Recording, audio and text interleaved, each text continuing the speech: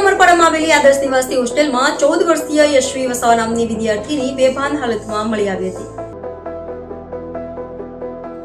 હોસ્ટેલના કર્મચારીઓએ તાત્કાલિક તેના પરિવારજનોને જાણ કરી હતી।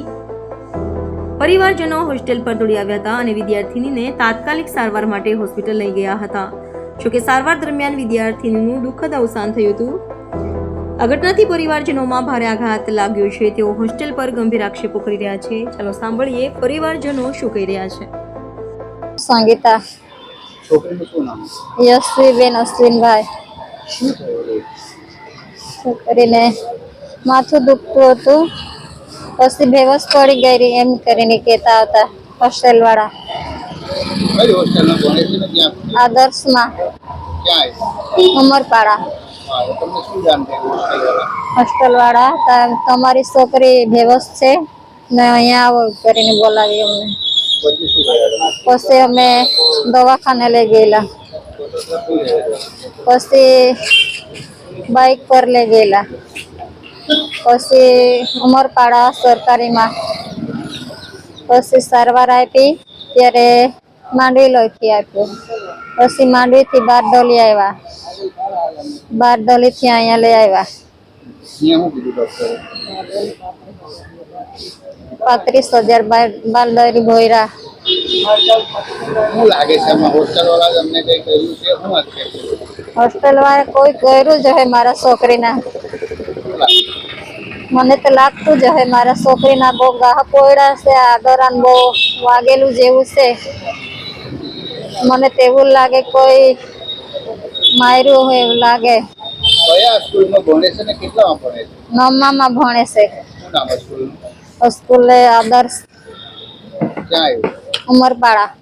ત્યાં જ રહેતી હતી? હા, ત્યાં જ રહેતી હતી। તમારે પહેલા કોઈ વાત થઈ હતી છોકરી જોડે કઈ થયું? એવું કોઈ નહીં, હોળી પર આવ્યા એટલે મૂકી આવ્યા એટલે હમણાં પરીક્ષા પતિનો જ વાત થવાની હતી। હવે શું માનશે તમે? હવે એટલું જ છે મારા પાસે। શું માનશે તમારે? શું વિષય? મારે તો છોકરીને ખર્ચો જોઈએ। મારું નામ મંગુભાઈ દિલીપભાઈ વસાવા। છોકરી મારી બેટી જ હું એમનો કાકો લાગે। એ ભાભી મને જગાડવા આવેલા કે યશ્વીબેન યશ્વીને કઈ માથું પહેલાં દુખતું હતું એમ કે ત્યાંથી ફોન આવેલા આચાર્ય આપણે હોસ્ટેલમાં। પછી ત્યાંથી અમે ઘરેથી બાઇક લઈને ગયેલા હોસ્ટેલમાં। પછી ત્યાંથી ત્યાં સુધી કાઢતા હતા બહાર ને અમે ઉચકીને દવાખાને ઉમરપાડા સરકાર હોસ્ટેલમાં ગયા તો શું જોયા? ત્યાંથી બેભાન હાલતમાં હતા પછી ક્યાં લઈ ગયા? ઉમરપાડા દવાખાને સરકારી। પછી આગળ ત્યાંથી સારવાર બોટલ જાણે મૂકીને ત્યાંથી અગાડી જવું પડે એમ કરીને કીધું। એટલે પછી માંડવી આવ્યા, માંડવી નક્ષત્ર હોસ્પિટલ પ્રાઇવેટ।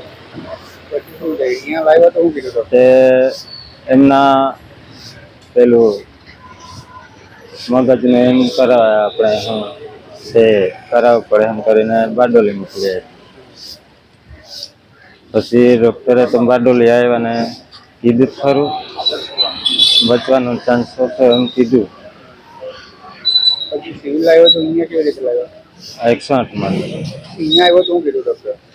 અહીંયા આવેલા ત્યાં કેસ કઢાવવા ગયેલા ત્યાં સુધી તે કીધું કે ધબકારો જે ચાલતો હતો તે હવે નહીં ચાલતો એમ કીધું। પછી શું લાગે છે તમને? કેવી રીતે આ એક્સપાયર થયો?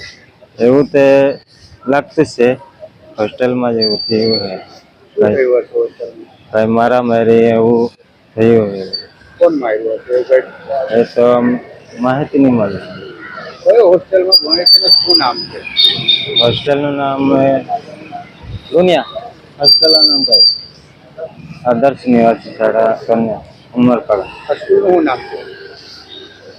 આદર્શ નિવાસી છત્રલા।